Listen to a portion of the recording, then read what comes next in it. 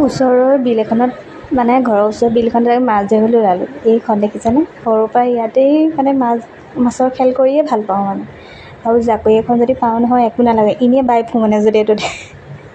তাতে আৰু কি ক'ম মানে, মাছ ধৰা বুলি ক'লে বিৰাট চখ মোৰ। আজি বুলিয়ে নহয়, সৰুৰ পৰাই। আগতে কিমান মানে মাৰ খাই যাওঁ মানে ঘৰত।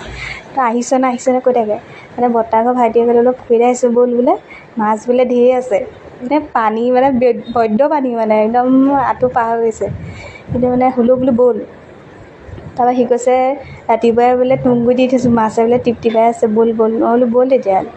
পানী যিমানহে মই বোলো মাছ ওলাব বোলো। তাৰপৰা সি সিঁচি আছে। তাৰপৰা এই পানী শুকালে বাৰু, পুখুৰীটো বেছি ডাঙৰ নহয়, দও নহয় ইমান।